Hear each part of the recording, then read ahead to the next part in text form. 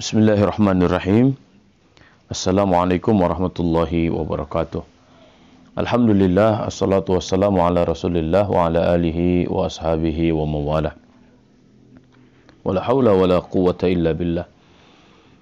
Faqur rabbi zidni ilma warzuqni fahma. Allahumma ftah lana hikmataka wanshur alaina rahmataka min khazaini rahmatika ya arhamar rahimin. Allahumma amin. Para guru, teman-teman sekalian, dan para santri yang saya cintai karena Allah Subhanahu wa Ta'ala, pada kesempatan kali ini saya ingin membahas tentang tafsir maudhu'i. Tafsir maudhu'i atau tafsir tematik ini sangat penting untuk kita pahami polanya, karena pembelajaran tafsir secara tematik atau tafsir maudhu'i ini sebenarnya kita juga bisa gunakan untuk kajian-kajian yang lain. Dan ini diantara pola tilawah, pola tadabbur, pola kajian kita, baik berkaitan dengan ayat-ayat Allah yang ada di Al-Quran ataupun ayat-ayat Allah yang ada di alam ini. Secara khusus memang tafsir maudhu'i ini sudah dikembangkan oleh para ulama tafsir zaman dahulu, ya. Walaupun zaman modern ini lebih dikenalkan lagi oleh Syekh Abdul Hayy Al-Farmawi rahimahullahu ta'ala dalam bukunya Al-Bidayah fi Tafsir Maudhu'i. Nah, tafsir dengan metode ini, ya, sebenarnya mendapatkan respon yang sangat positif dari para ulama tafsir Al-Quran di Indonesia, yang mana mereka pernah berkumpul tanggal 14 sampai 16, ya, beberapa hari tahun 2006 ini sebenarnya di Ciloto untuk merumuskan langkah-langkah penafsiran secara tematik tadi, ya, yang mana para ulama Al-Quran Indonesia merumuskan 9 tahapan agar penafsiran secara tematik ini dilakukan secara baik, ya, baik dan benar. Yang pertama yaitu menentukan topik atau tema yang akan dibahas. Ini temanya apa, topiknya apa, tentukan dulu itu, sehingga tidak ambiar, ya, jelas gitu apa sih yang mau dibahasnya. Yang kedua, menghimpun ayat-ayat menyangkut topik yang akan dibahas, ya.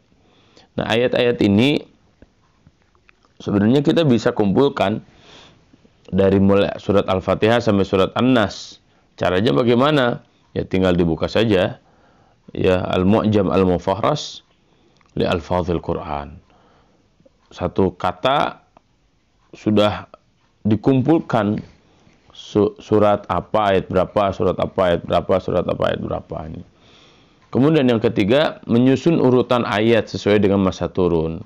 Kita kelompokkan nih ayat-ayat ini masuk Makkiyah atau masuk pada Madaniyah. Ya, karena pemahaman ayat-ayat yang ada di rangkaian-rangkaian surat Makkiyah dan Madaniyah tentu berbeda, ya. Berbeda rasa dari segi penuturan ayatnya, kemudian substansi ayatnya, bahkan sampai pada istidlal hukum, ya, istinbat hukum, ya, penggunaan dalil dan juga penyimpulan terhadap dalil tersebut. Ini sangat penting ini. Dan ini kita tinggal mereferensi ke kitab Asbabun Nuzul Imam Al-Wahidi atau Imam As-Suyuti. Kemudian yang keempat adalah memahami korelasi antara ayat. memahami korelasi antara ayat atau munasabah ayat ya atau munasabah surat, ini juga sebenarnya kita bisa merujuk kalau dalam tafsir seperti tafsir An-Nazmud Durar Imam Al-Biqai atau tafsir Al-Kabir Imam Ar-Razi, atau juga kita bisa membaca tafsir Sofatut Tafasir atau tafsir Zilal ya. Dari segi munasabah korelasi ayat dengan ayat ini sangat bagus. Atau yang paling fenomenal dalam kajian saya adalah Al-Asas fi Tafsir karya Ustaz Said Hawa. Beliau dalam kajian saya mampu mengisi apa yang tidak dilakukan oleh Imam Al-Biqai. Kalau Imam Al-Biqai hanya ayat per ayat, kalau Ustaz Said Hawa bukan hanya ayat per ayat, tapi surat dengan surat, juz dengan juz, bahkan dari mulai surat Al-Fatihah sampai surat An-Nas. Jadi ayat dengan ayat itu bagaikan punya jalan tol secara khusus gitu. Jadi sambung menyambung secara kuat. Bagaimana dengan tafsir Al-Misbah? Tafsir Al-Misbah sebenarnya terlalu banyak, bukan terlalu banyak ya. Memang beliau mengambil banyak pola-pola munasabah dari tafsir An-Nazmud Durar Imam Al-Biqai. Jadi yang ingin terpuaskan dengan korelasi ayat atau munasabah untuk awam, untuk awalan bolehlah tafsir Al-Misbah. Tapi untuk lebih dalamnya lagi silahkan merujuk langsung ke tafsir-tafsir yang tadi saya sebutkan. Kemudian yang kelima, memperhatikan sebab nuzul untuk memahami konteks ayat ya. Nah, asbabun nuzul ini kan memang tidak semua ayat ada asbabun nuzulnya, tidak semua surat ada asbabun nuzulnya. Kalau surat-surat atau ayat-ayat yang ada asbabun nuzulnya, maka kita bisa langsung lihat di asbabun nuzul Imam Al-Wahidi atau Imam As-Suyuti yang tadi saya sebutkan. Kalaupun tidak ada asbabun nuzulnya, berarti dia ibtidai, bukan nuzuli. Ya. Nah, asbabun nuzul ini penting untuk kita ketahui untuk apa? Agar kita bisa memahami konteks ayat ini sedang terjadi berkenaan dengan siapa, berkenaan dengan kasus apa gitu. Ya. Jadi dengan memahami asbabun nuzul, kita akan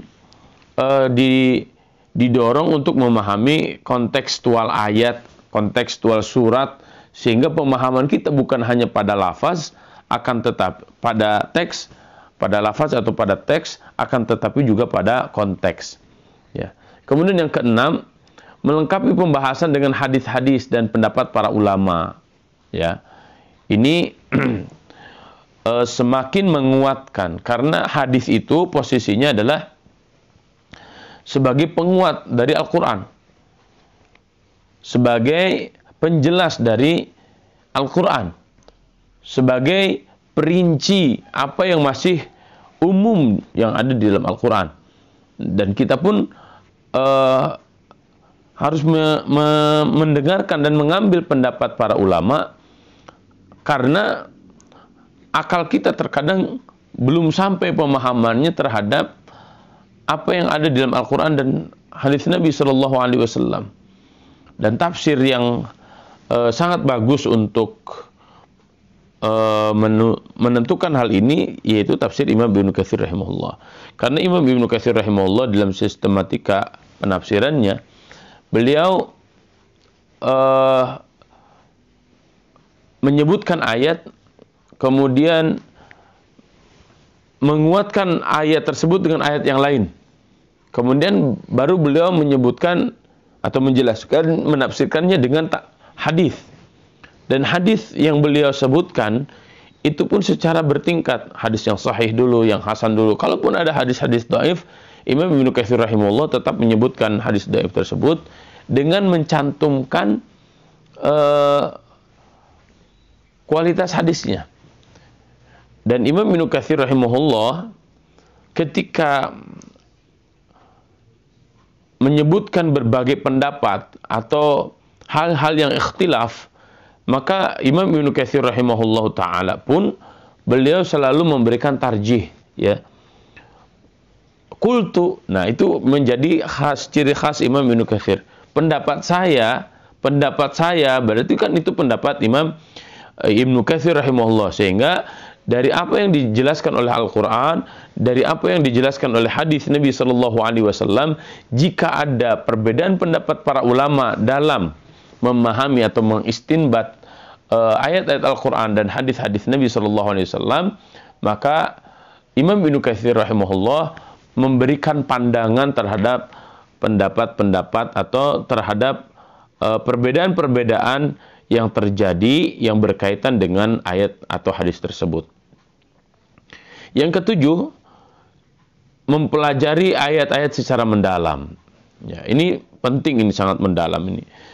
Ya, dilihat dari teksnya, ya, dilihat dari segi ilmu nahunya, ilmu sarafnya, kemudian ilmu tafsirnya, kemudian fikihnya, usul fikihnya, dan ini membutuhkan pembacaan berulang-ulang, ya. Karena jika tidak berulang-ulang, ya kita orang-orang yang awam, terutama saya, ya, saya belum bisa mengkaji satu ayat langsung mengistinbat 1000 hukum atau 1000 hikmah, 1000 pelajaran dari ayat tersebut.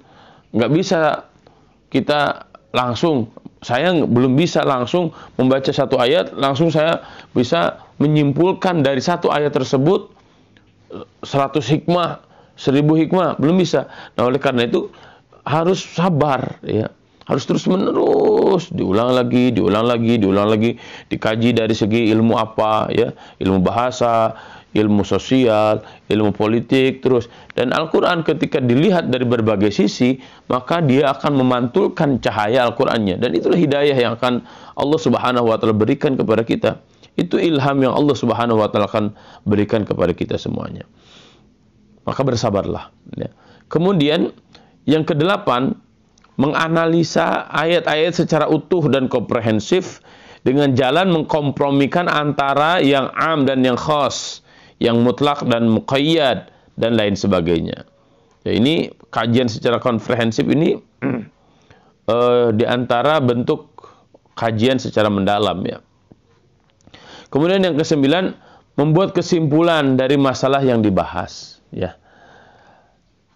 Kesimpulan ini sangat penting. Karena apa yang kita bahas secara panjang lebar akan menjadi manfaat yang dirasakan oleh semua jika kajian-kajian itu ada ujungnya, ada kesimpulannya. Oh, masalah ini tuh begini, oh masalah itu begitu, ya. Sehingga ketika ada orang lain yang akan melanjutkan kajian tersebut, tidak lagi dari awal, tapi dia akan melanjutkan ke tahap berikutnya. Manusia tentu tidak akan sempurna, ya. Maka satu dengan yang lainnya saling menyempurnakan. Dengan ilmu-ilmu yang telah dikaji, terus akan berkembang dan terus dikembangkan oleh generasi-generasi selanjutnya, ya.